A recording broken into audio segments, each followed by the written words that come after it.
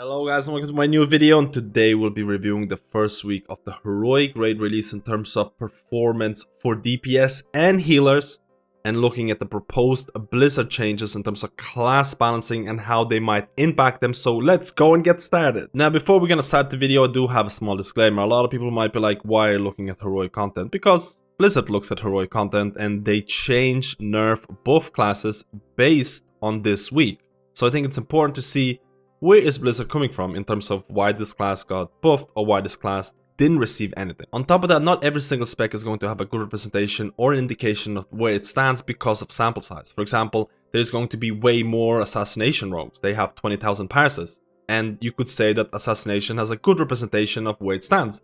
Versus if you play a solely rogue who has 3,000 parses, and you might question the validity of the data that's available, or you might want to see more people play before making that jump. And when it comes to healers, there is a huge difference between having a heroic and mythic raid performance, because first of all, the healing cooldowns in a large raid are going to account for more of your healing. The more people you have, the more healing your main ability is going to do.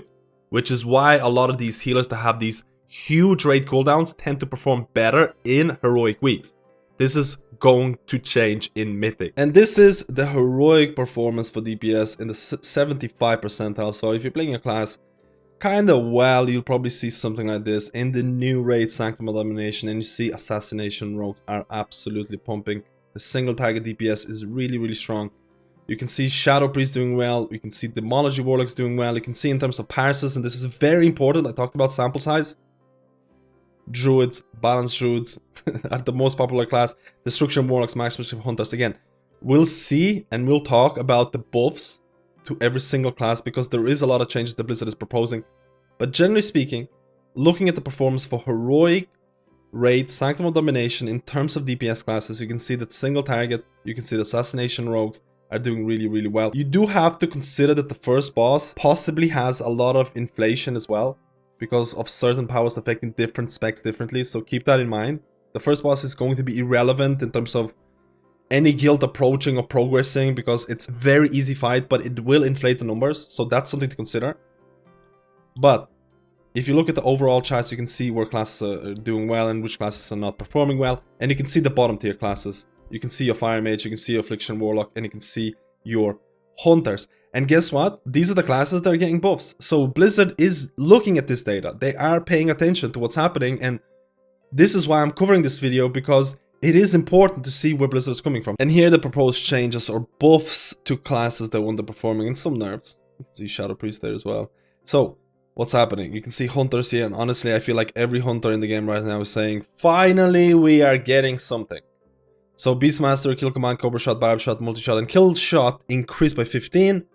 Aim Shot, Arcane Shot, Multi-Shot, Rapid Fire damage increased by 10, and Kill Shot increased damage by 15%. And also Survival Hunter is getting some substantial buffs. Now, first of all, a lot of people here, like I mentioned, Hunters have been the definition of a mid-tier to bottom-tier DPS for probably most of the Shadowlands, except the start, when Wild Spirits was insanely boosted, and Blizzard also fixed some of the bugs with the class that also reduced their damage. So in my opinion, this was a deserved buff. I think there is a lot of people who are playing Hunters right now. I think there's a lot of players who are enjoying this pure DPS class, and they don't want it to be bottom tier. Now in terms of the most popular spec right now, it's quite easy to look at the data and say that, oh hey, you are looking at Marksmanship being one of the most popular specs in the game at this point, and Beast Mastery is quite behind, and you can see Survival is probably your least played spec in the game. Who are the... Put your hand up if you're a Survival main, guys. So I think a lot of people are very cautious about this right now, and they're saying that it's going to be, again, maybe bring them closer to the mid tier, bring them closer to that mid line in terms of performance, in terms of pure DPS. We'll have to see how the Covenants are going to change. A lot of people are talking about Covenants changing for Hunters, so I think it's a scary and exciting time to play Hunter. I don't think they're gonna shoot up to the very top with these changes, but I think these are necessary changes. So now let's move on to the next class, and that is going to be Fire Mage. You can see here that Fireball damage increased by 20%, the Fire Blast damage increased by 15, and Fire Blast by 5. Now, this is a pretty significant single target DPS boost for Fire Mage, which we're looking at 6 to 7% increase on single target, which is pretty big. But the general consensus is still that Fire Mage is the worst of the 3 specs that mages have. If we look at the data right now for rating, we can see that Frost and Arcane are both doing really pretty well in the new raid. Not amazing, not the worst, but it is the first time where I feel any of the 3 specs for mages can perform pretty well. Now, Fire was really quite poor, and like I said, it's getting a 6 to 7% single target boost, so that is going to be significant enough, or I feel it's going to be a significant enough buff for more sample size. Right now, if you look at sample size in terms of parses, you can see here, Frost is the most popular, if not one of the most popular specs in the game right now. So you have a 34,000 parses for Frost, and you can say that, okay, Frost being mid-tier right now is probably a good indication of where the spec is lying. But if you look at Fire, Fire has 7,000 parses, and you can't really make a proper judgment for this. So it's possible that this buff is going to get more Fire mages or mages in general to swap to Fire, and then we're gonna get a bigger sample size, and then we can actually say, okay, Fire is not doing all that hot right now. I'm not convinced to say that Fire is going to overtake every other spec. I think Fire is going to be primarily used in really high Mythic Plus keys. That's my honest opinion at this point. I think in raids you're gonna go with Frost, Arcane.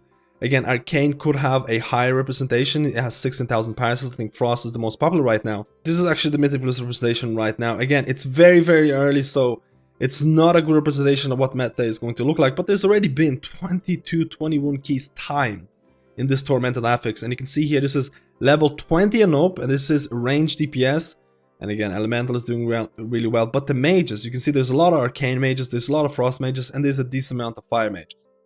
I do think with the buff, you're gonna see more Fire mages in high Mythic Plus. I think this is a really interesting time for mages in general, because you can play any single spec and do really well in all content. You can see here some of the highest mages in the world with Fire, you can see here Arcane, you can see here the Asian teams, they're pushing a lot of keys right now, there's a lot of Fire mages.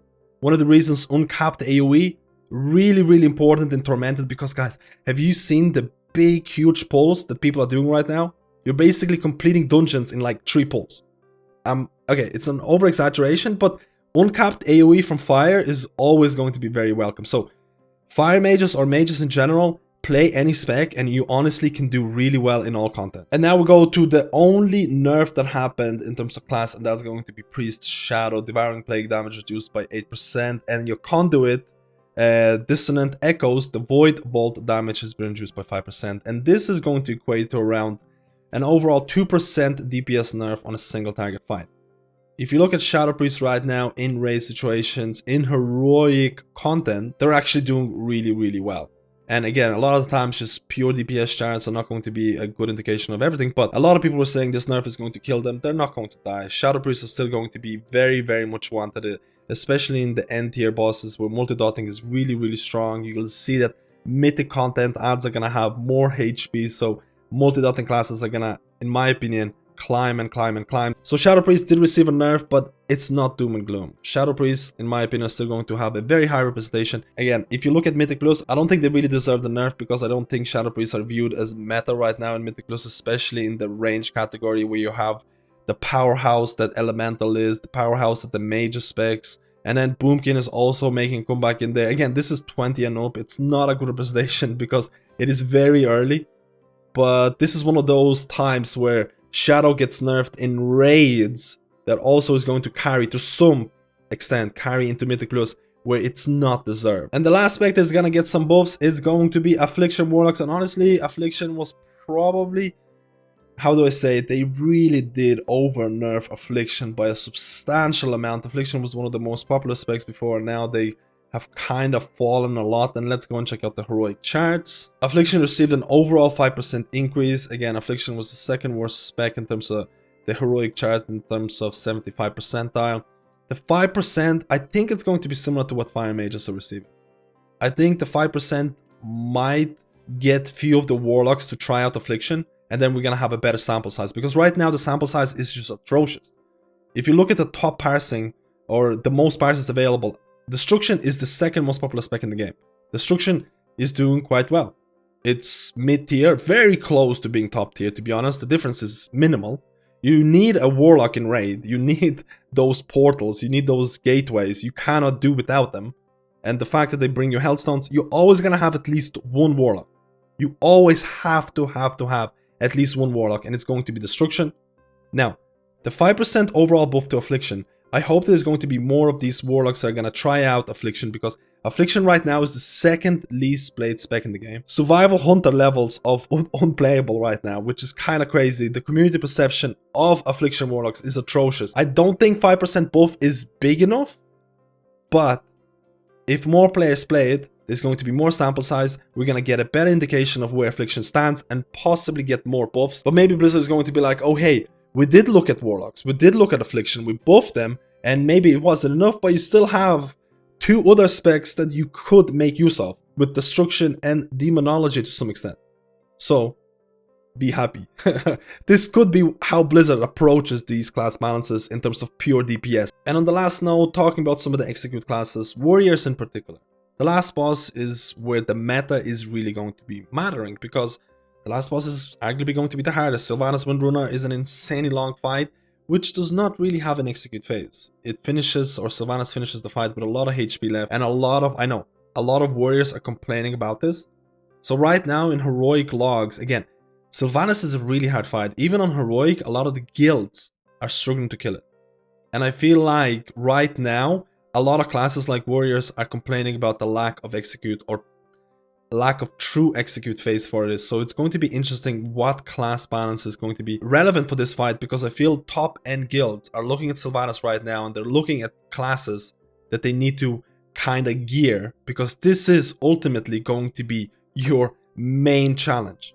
So that's something to also think about, especially if you're a mythic raiding guild looking to get that CE. And now let's go to the healer charts, and honestly this is probably the worst indication of what healers are going to be good or bad in terms of mythic performance and things like that. I've said this from the very start that if you're looking to play pure HPS healer, Mistweaver Monk or Resto Druid would be one of the probably closest choices. You can see Resto Shaman coming in here, but I mentioned at the start of the video that in Heroic Raid you have like 30 people, and honestly having a buff, or Monk received a substantial buff for Revival, and Revival right now is really pumping.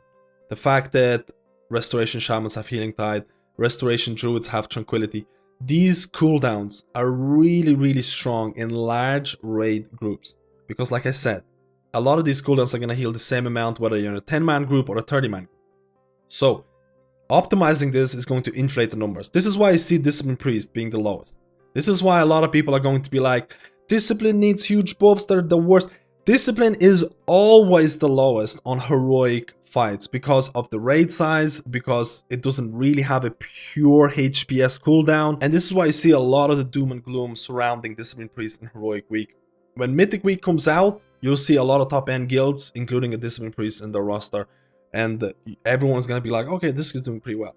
So this is why Heroic indication is very different to what healers are going to be included in Mythic raid content.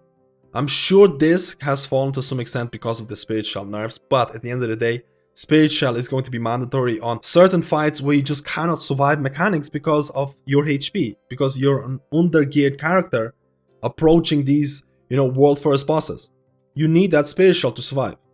So, people who are looking at this right now and they're saying Discipline is dead, they're probably just playing Heroic content. If you're just going to be playing Heroic content, yeah, you're not gonna have a good HPS, or you need to play really well as Discipline Priest. You need to know exact damage patterns, especially when a new raid comes out. Discipline is gonna gain value once you learn more of the fight.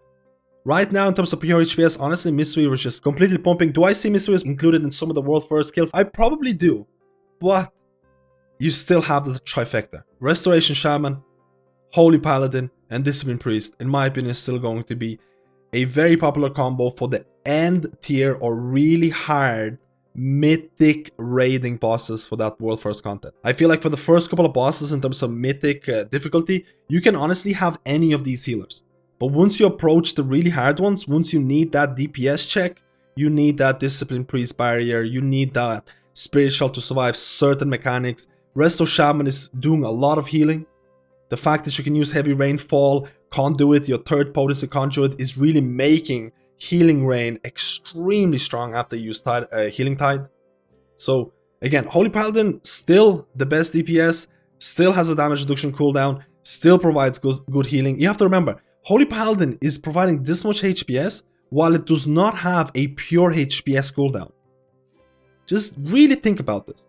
They're still on par to Resto Shaman, to Resto Druid, Holy Priest, and they don't provide a pure HPS cooldown that shows up on healing logs.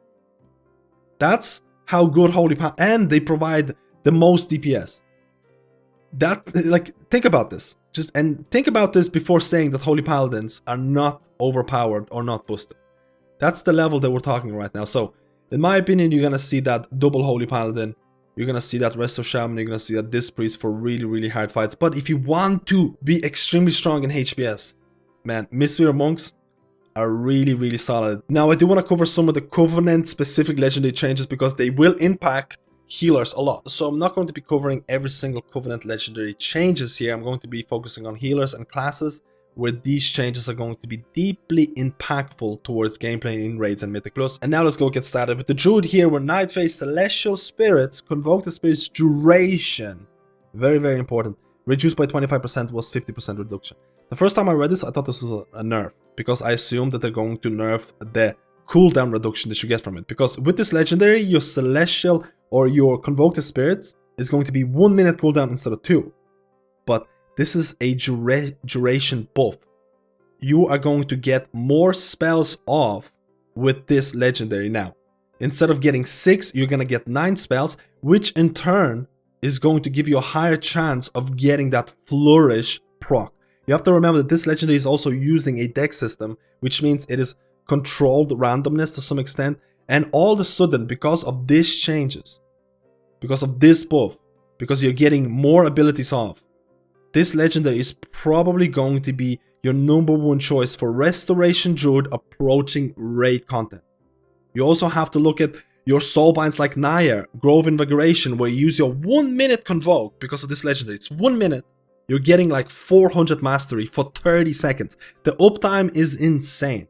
So this legendary, I'm extremely happy because I really felt Resto Druid legendaries in raid situations were so passive. And this is a legendary that is going to be relatively fun to use. And if you get that Flourish, it's really gonna make you happy. I know there is randomness to this, but it is using a deck system. So this legendary is going to be most likely picked up by Resto Druids in raid situations. In Mythic Plus, I still think Verdant Fusion is going to be something that a lot of people are going to be picking, or possibly going some DPS choices in terms of maybe other pure DPS legendaries, but that's for Mythic Plus. For raids, this is the way to go. So now we're gonna go to the Kyrian Priest Sphere's Harmony, and this has been reverted. I don't want to spend too much time on this because they increased the cap from 60 seconds to 80 seconds, and it lasted a whole of 1 day. They also reverted the warrior changes as well, but it did not last. You still have the cooldown reduction increased to 3 seconds instead of 2, but the cap is still there.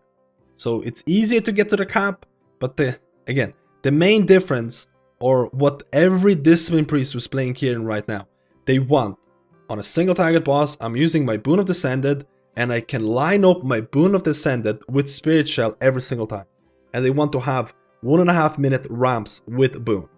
This is what every Discipline Priest wants right now.